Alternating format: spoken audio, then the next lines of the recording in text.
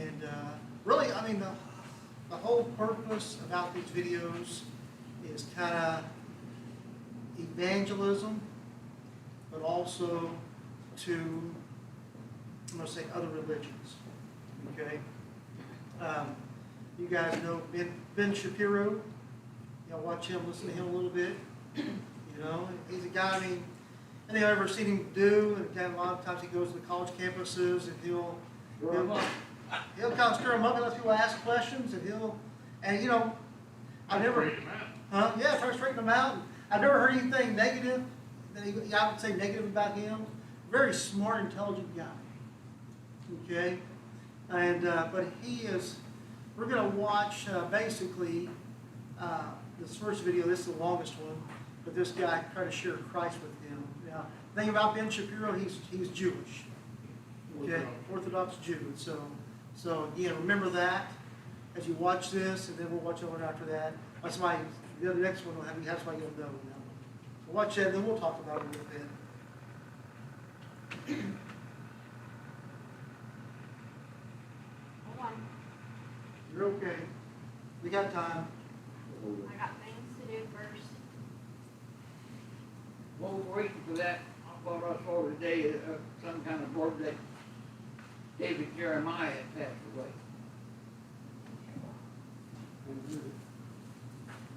Hadn't heard that either.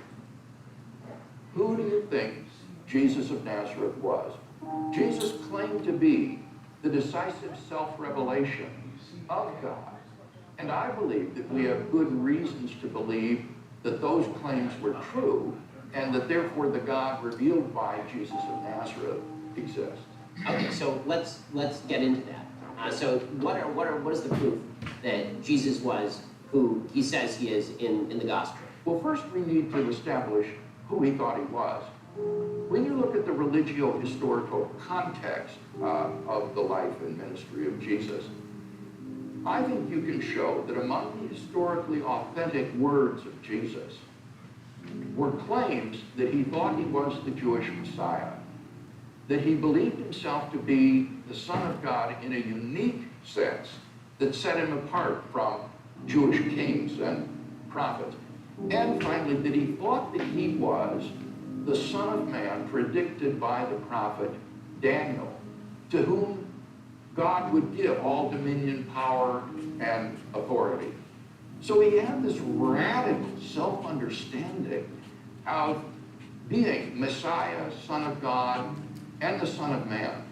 And at the trial scene before the Sanhedrin in Mark 15, all three of these titles come to a head when the high priest asks him, "Are you the Messiah, the Son of the Blessed One, that is the Son of God?"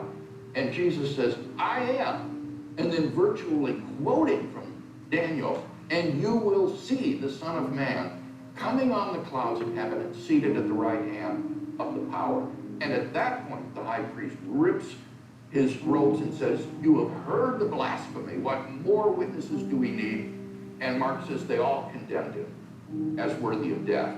And that enabled them, since they didn't have the ability to carry out capital punishment, to deliver him over to the Roman authorities by slandering him as a pretender to be king of the Jews, and therefore a political figure who could be tried for treason and sedition and crucified. So from the Jewish perspective, this narrative has some holes in sort of Jewish philosophy. The narrative begins with the idea that Jesus appears in front of the Sanhedrin and then claims to be the Messiah. Well, there's nothing actual criminally in any of the tractates that say that if you declare yourself the Messiah, this is actually a punishable offense. Even that there are many Jews, including Bar Kokhba, who have declared themselves messianic figures. The real gap here is that in the Gospels, Jesus' vision of himself as the Messiah is completely different from the prior vision of what the Jewish Messiah is, and is actually outside the scope of how Jews describe the Messiah, or really have ever described the Messiah. The Messiah in Judaism has always been a political figure who is destined to do certain things, restoring the kingdom of Israel, maintaining control of that kingdom, bringing more Jews back to Israel. All of these things are considered sort of political things that the Messiah does. but the idea of the Messiah as embodiment of God is something that's foreign to Jewish religious philosophy going all the way back to the beginning. So even the idea that the Sanhedrin would be questioning him in those terms and would get from that what he means is, I am God, which would be a much more punishable offense, presumably that would be actual blasphemy. It's an oddity. I think you're absolutely right in saying that Jesus' understanding of the Messiah was radically different from the prevailing cultural understanding of the Messiah among the chief priests and the common people. And he didn't meet their expectations. Indeed, that's what helped to get him crucified. Being the Messiah, you're right, in and of itself isn't a blasphemous claim. But to claim to be the Son of God in a unique sense, and then especially the Son of Man prophesied by Daniel, sitting at the right hand of the power, that is truly blasphemous and is sufficient for his condemnation. Now the question, I think, that is raised by your Interpretation, question, yes. Ben, your interpretation, Ben, is this. Why should we believe Jesus' reinterpretation of the Messiah rather than the one that the chief priests and the people held? And I think the answer to that is his resurrection from the dead. Jesus' resurrection from the dead is Yahweh's public and unequivocal vindication of the man whom the chief priests had rejected as a blasphemer. It is the divine demonstration that these allegedly blasphemous claims are in fact true, that he was who he claimed to be, and that therefore I follow Jesus in his conception of what it means to be the Messiah. So when it comes to the resurrection, why is resurrection proof of divinity? So Lazarus is resurrected. That was why I wanted to emphasize the religio-historical context before we talk about the resurrection. A miracle taken in isolation is inherently ambiguous. The proper interpretation of a miracle is going to be given by the religio-historical context in which it occurs. And the resurrection of Jesus is not just the resurrection of any old body. It's the resurrection of the man who claimed to be Messiah, Son of God, and Son of Man, and who was crucified for those allegedly blasphemous claims. If God has raised this man from the dead, then he has, I think, unequivocally and publicly vindicated those allegedly blasphemous claims. So one of the counterclaims to some of this is that the Gospels are written significantly after Jesus lived. Even the earliest Gospel is written, 70 CE?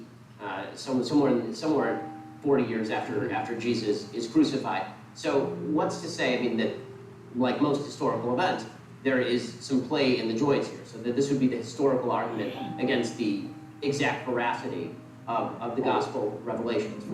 Now, I think it's important to understand, Ben, that in order for a historical document to be reliable, it isn't required that it be inerrant. Contemporaneous, of course. So, what I would argue is that underlying the inference to the resurrection of Jesus are three great independently established facts, which are supported by the historical evidence, and which surprisingly, I did my doctoral work on this in Germany, are recognized as such by the majority of New Testament scholars today who study the historical Jesus. And these facts would be that after his crucifixion and burial by a member of the Sanhedrin named Joseph of Arimathea, that Jesus' tomb was discovered empty on the first day of the week by a group of his female followers. Secondly would be that various individuals and groups of people then witnessed appearances of Jesus alive. And finally, number three would be that the original disciples suddenly and sincerely came to believe that God had raised Jesus from the dead, despite having every predisposition to the contrary. The vast majority of scholars have come to accept as convincing the evidence in support of those three facts. not assuming biblical inerrancy or inspiration, but treating the Gospels as ordinary historical documents. You can show, for example, that the fact of the discovery of the empty tomb is attested by at least 6 independent sources in the New Testament, some of which are extraordinarily early.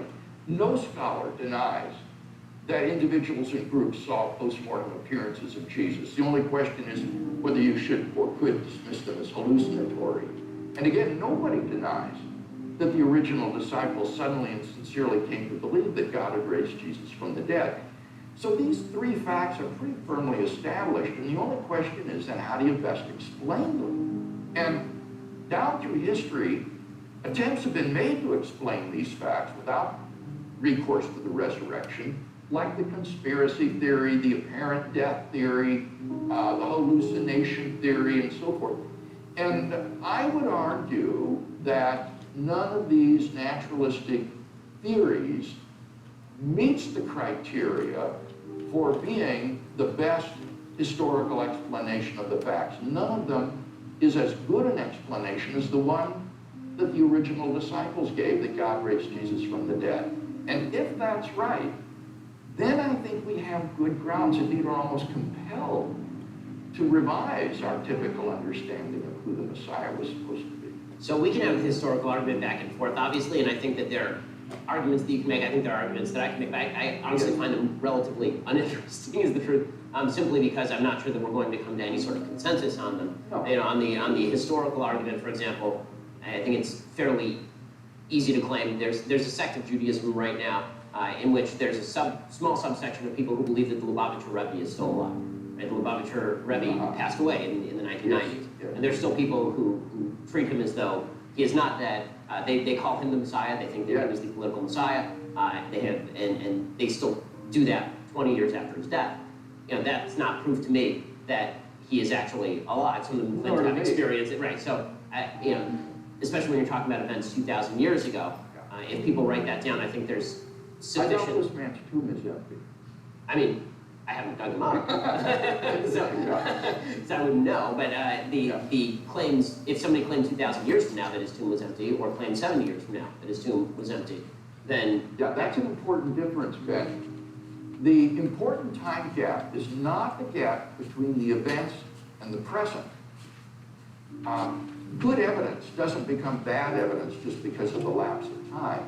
The critical event, as you just said, is the time gap between the events and the recording of those Correct. events. And in the case of the events of the life of Jesus and his resurrection, that time gap is extraordinarily narrow.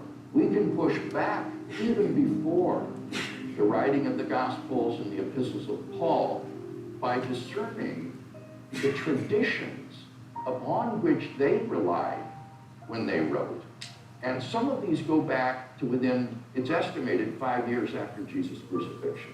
I'm thinking of the ones that Paul transmits to the Corinthian church in 1 Corinthians 15. So we're on pretty good ground there in terms of the earliness and the multiplicity of our sources for the life of Jesus. All right, let's see that one. What'd you think? The guy put up a good Who argument, do you right? think? Shapiro? Huh? Are you talking about Shapiro? Or No, the other guy. The other guy. I mean, I thought, said some good stuff, but again, Shapiro, again, knew his history, didn't he? And about Judaism and what they believe, and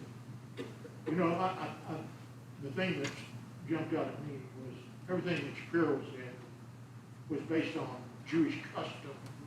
It was man's word. There was nowhere in there did he cite any scriptures or prophecies out of the Torah or anywhere else.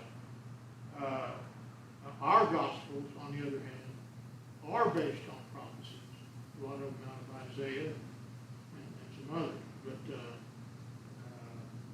I never did hear Shapiro quote any scriptures or anything to back up his belief. And as a matter of fact, he even mentioned that most of what they believe comes from Jewish custom. which is just,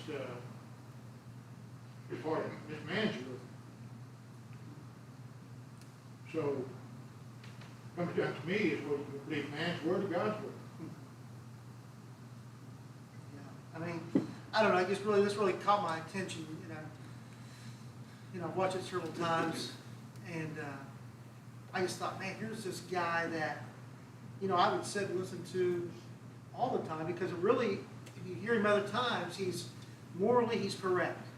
He'll defend transgenderism and everything that's going on in our society. He'll, talk about how it is wrong, it's not right. Ben Shapiro is a rock solid Yeah. believer in God. Yeah, He believes in God without a doubt. Yeah. He just don't believe in Jesus. yeah. That's one of the most important things, with anything is in all religions, is just what do you do with Jesus? Yeah. That's the key. What do you do with Jesus? Right. Because if you can't answer that or figure that out, then that's what you need to search for in other religions and stuff. They know what to do with Jesus, they just don't know what to do with the Messiah. It's one and the same. To us, but not to them. Yeah, that's true too. Yeah. Yeah. And again, and you said about the customs, and he said exactly what we even talk about.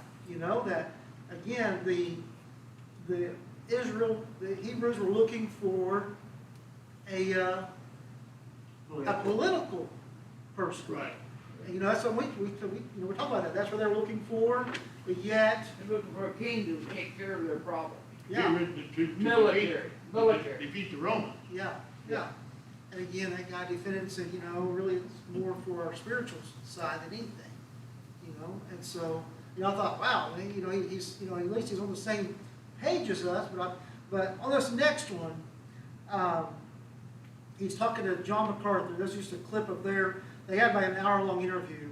But I want you to listen to this and just, as I watched this one, I thought, wow. Shapiro talking to MacArthur? Yeah, John MacArthur. This is just about a 9-minute clip, almost 10 minutes. But, the thing is on this one, I'm thinking, to me personally, I thought, wow, how does he not convert on this? Okay, so watch this one, then we'll discuss that. It seems to me very similar to the stuff that Zechariah is saying, or that Jeremiah is saying. Right? Jeremiah says that the sacrifices themselves are basically of no use unless there's actual meaning behind the sacrifices. God wasn't there because he likes the barbecue. Right? It actually has to have some meaning. And when Jesus comes along and he says, you're focusing in on all the details of the Sabbath without actually recognizing the rationale for the Sabbath, and then he exaggerates it beyond the point. It's interesting. Without loving God with all your heart, soul, mind, and strength. Right, exactly. And then he, even to make a point, exaggerates it beyond the scope of what Jewish law would permit. So, for example, when he says, you're going to leave a guy to die in a ditch on the Sabbath, that's against Jewish law. You can't do that. You have to violate the Sabbath in order to save a life. This is like basic black-letter Jewish law. But he's making a point, which is, you guys are ignoring what's important in order to focus in on the mundane aspects of practice. Like, that's not unique to Jesus, in other words. There's a long prophetic tradition of people saying exactly that, and in the modern Jewish world, it's called Musar. It's basically just telling people what they should understand about the values beyond the black letter law. And this is why I think it's fascinating to me when I talk with people who are real biblical scholars from the Christian side, that all the I won't say all, a lot of the areas where Christian scholars think that Christianity has departed dramatically from Judaism, I think are not really dramatic departures. They seem to be reflections of Judaism from a slightly different angle. Even so far as a lot of the stuff in the Sermon on the Mount about, love, when it says that you're supposed to love thy brother as thyself, and you're supposed to treat your brother as you would wish to be treated, and all of this. I mean, that's present in the Old Testament too. No, I think what Jesus did in the Sermon on the Mount was elevate the teaching of the rabbis. Elevate it. He went above them. He said, well, you've been told you shouldn't commit adultery. I'm telling you, if you look at a woman to lust after her, you've committed adultery in your heart. He got to the heart of the law. That they were content with the practical application of the law. He was not content with that. So I would say that Jesus was the purest Jew that ever lived, because he understood the elevation of the law to the heart and the soul. It would be a monstrous responsibility for some committee to have invented Jesus. When you hear even the people in his time saying, never a man spoke like this man, that he is a person that doesn't seem to have been a product of human invention. And you can say, well, Jesus is a good teacher, but good teachers don't claim to be God. They don't say, I and God are one. They don't say, I created the universe. That's not a good teacher. That's somebody who's crazy, who's a lunatic, or somebody who's trying to pull off a huge deception. So you cannot come to Jesus and just patronize him as a noble, good Jewish teacher, because he crossed a line. He crossed a severe line, and the Jews saw that. Either he's the Messiah, or he is a blasphemer, and he needs to be put to death. And those are really the choices you have. So when you ask me to show the variation between Judaism and Christianity, morally, no, there's none. And in terms of God, we don't have the same God as Muslim. Allah is not the same God as Jehovah. We don't have the same gods as any other false religion, but we have the same God as Jews and Christians. He is the one true creator God, the one true living God.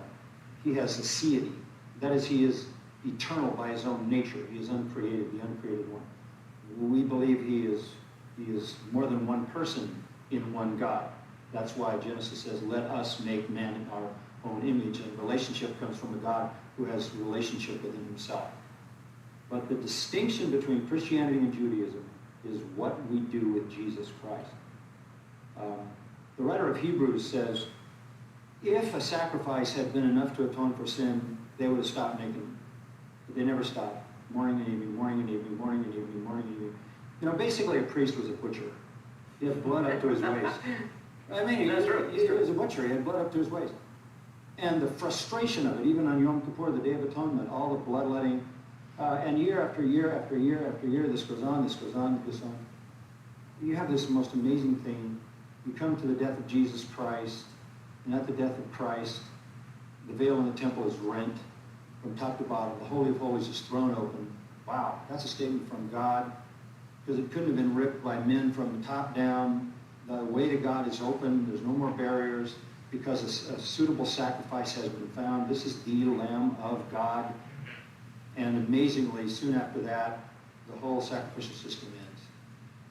Because that's the final sacrifice. And God validates that sacrifice by raising him from the dead. The resurrection is a provable historical fact. So I think that's the issue. It's what do you do with Jesus? That's the issue of Christianity. And I would just say, I have such a love for Israel. I mean, all the people I love the most are Jewish, from Abraham, to the Apostle John, who wrote the last book in the Bible. I have the same passion that Paul had. He could almost wish himself accursed for Israel's sake, because they have a knowledge of God, but they don't know him, because he can only be known through Christ. And that's the Christian message. This is Judaism's culmination. So I don't see Judaism and Christianity as antithetical. I see them as perfectly complementary, so that what the prophets said the Messiah would be, Jesus was. That fulfills it. Sacrificial system ends. It's never been reinstituted again. The one sacrifice, the writer of Hebrews says, he perfected forever those that are sanctified by his one offering. He was God's lamb, a spotless lamb, without blemish. God put on him the sins of us all. This is a stunning theological truth, because all the people who will ever believe through human history, their sins are covered by Christ. Even those who believe going back to Adam, all of them had to have a sacrifice that paid the price for their sins, whether it happened before Christ, their belief, or after Christ. Christ is the focal point. So he bears in his body all the sins of all who would ever believe through human history. This is a stunning thing to think about. God putting all the sin and all the punishment on him. People say, well, how could one person bear that? The answer is because he's a cosmic person. He's an eternal being. He's vast beyond us with a capacity to take that punishment. So he gathers up all the punishment for all the sins of all the people, because sin must be punished. God is holy. And that frees God, satisfying his justice, offer grace to all who believe in him. I think the Jewish believers in the Old Testament who were true believers in God and who did repent were waiting for that sacrifice, knowing that no animal sacrifice ever did it because they had to go back and make another one and another one and another one. When is the one sacrifice going to come? And that's why that Isaiah 53 chapter is so critical, because that's the focal point. That's the focal point of Isaiah, by the way. Anyway, Isaiah, interesting book, 66 chapters, like the Bible. The first 40 are judgment, kind of like the Old Testament. First 39, like the Old Testament, and the 27 New Testament are about salvation. The 27 chapters about salvation, the first 9 are the salvation of Israel from nations around it. The back 9 are the salvation of the planet, the new heaven and the new earth, and the middle 9 are the salvation of people personally and individually. And in the middle of the middle 9, you have Isaiah 53. It's unbelievable what that book of Isaiah is. It pulls it all together, and as you narrow down and you end up with he was wounded for our transgressions, and this becomes the confession of all who believe in Christ, including one day Israel. So I want to say this to you personally. You are a testimony to the glory of God in man. I see the beauty of God's creation in you. I see the use of reason and compassion and care. I see so many things in you. So I'm not denying that reflection of God in you, but I'm saying you either believe Jesus is the Savior or you don't, and that's the distinction. Apart from that, just this one conversation with you, I could spend endless hours with you and be the far richer for it, but I would always be saying the same thing.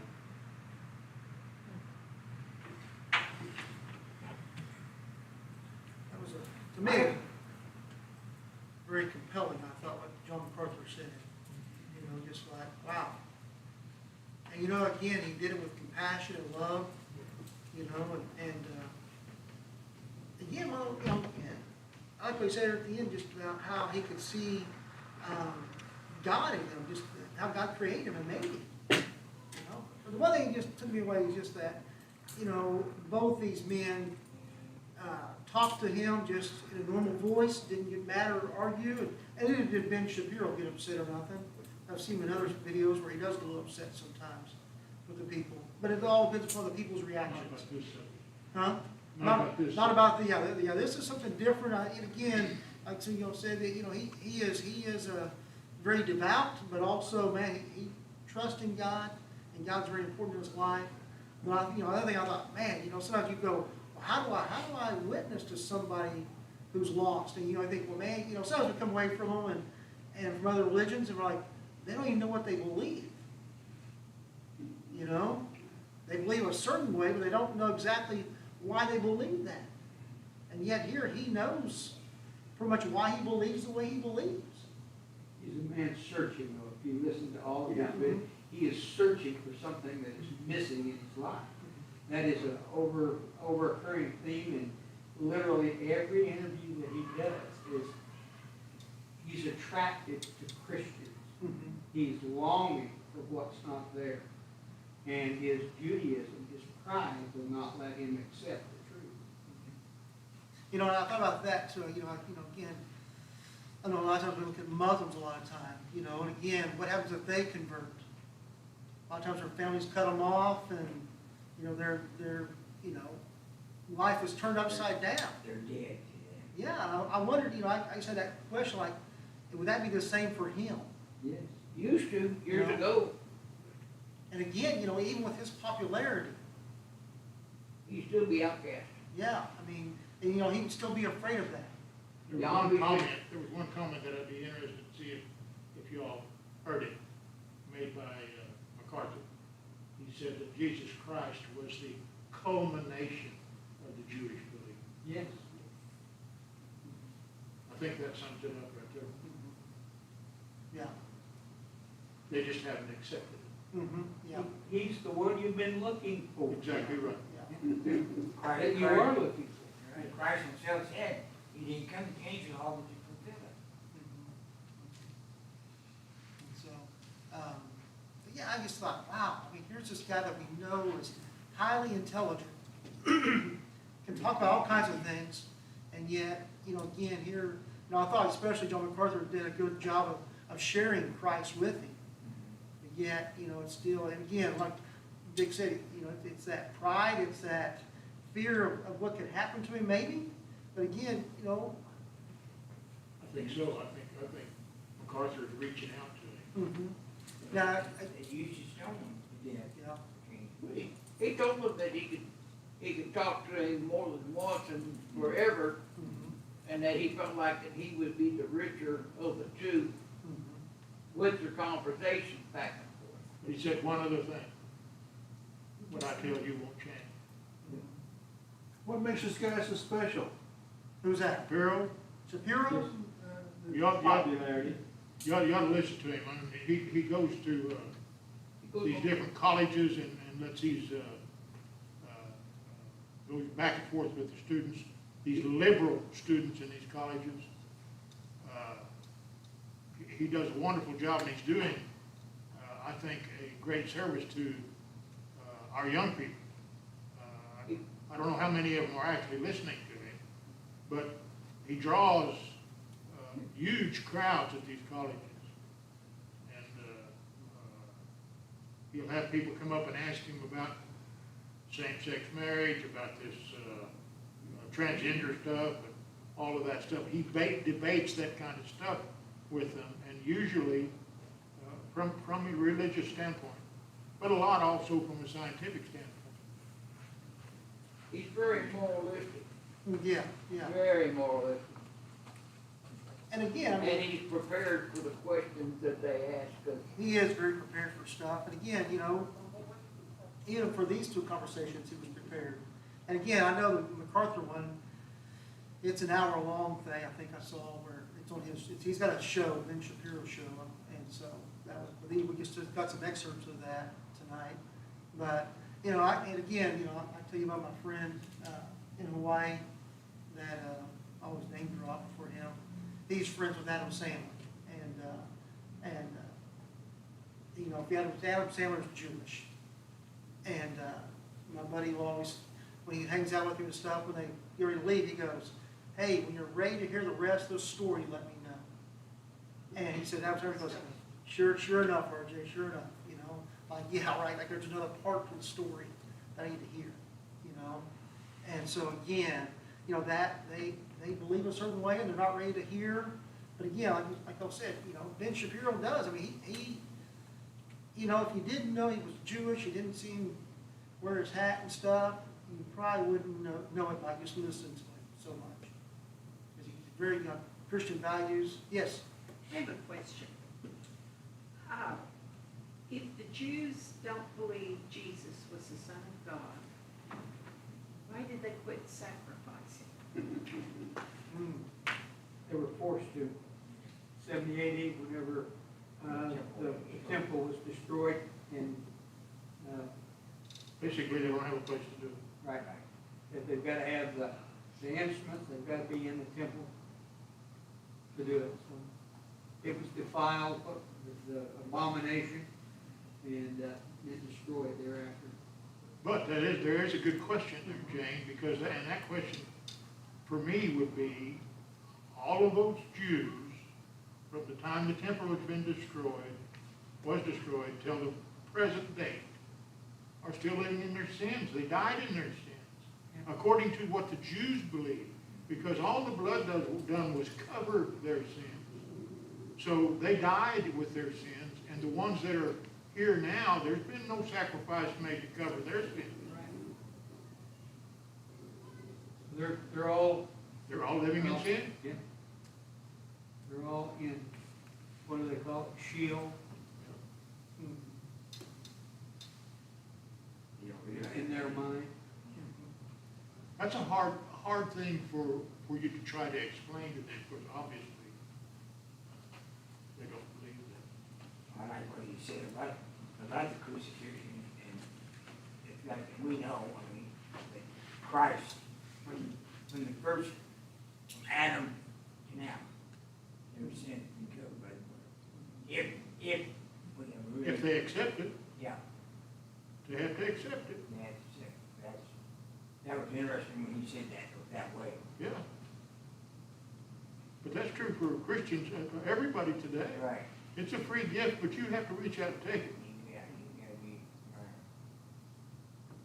You know, I remember several years ago, me and Crystal were in the city, I think in Mardell's or something. We saw this people we knew and stuff, and they had started going to church in Baptist church, and but the lady grew up Catholic and stuff. And man, once she realized who Christ was, you know, she was telling us, she goes, "Now I just have a heart for my family who doesn't know the truth." She realized the Catholic Church was not the truth, you know, and I thought, wow, you know. Again, I guess, you know, I know for me especially, sometimes it's hard to realize what other religions believe and how far off they are sometimes. And again, you know, if you haven't come from that, you know, we don't always have the passion for them like we should. So, I don't know. I hope tonight was good for you. I thought, to me, I was just impressed. You know, here's this guy that, you know, again, is very smart, intelligent, and yet 2 conversations there where men kind of shared the gospel, but yet he also showed kind of the things he believes and why, but still didn't open out. As far as we know, didn't open up. Now, again, we don't know exactly what happened afterwards. The guy in the first video that was on the other side from Shapiro, what's his name? I wish I could remember his name. Yeah, I can't remember Man, his name. he is really good apologist. Yeah, he's a fantastic. philosopher, apologist, yeah. I can't remember his name, I'll have to look it up. But yeah, I just thought, you know, they call that one with the first guy, they call that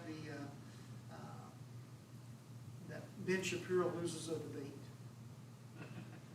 So, let me pray for us, and you guys can go a minute early. All right, don't do too well in that minute. Dear God, just come and thank you for this day, thank you for this time. God, I just thank you, Lord, for what we heard tonight. But Lord, I pray also, God, that we would be ready to share who you are to the world that's out there, God, and those who believe different ways, God. I pray we'd share with love and compassion for those. And God, I pray also we would desire, Lord, to be ready to share that with them. And Lord, I pray for, Lord, these that we've mentioned our prayer list. Lord, we've got many in there struggling, God. Pray especially for our friend, Ron West. I mean, you be with him, as I know you are, God. And Lord, just may your will be done in his life. And God, I just pray for our soldiers, God, again, Lord, as many things are going on around the world. God, may you protect them. And God, I pray for those that don't know you, God, that they come to know you also, God. Lord, until we meet again, may we look to you for guidance and direction.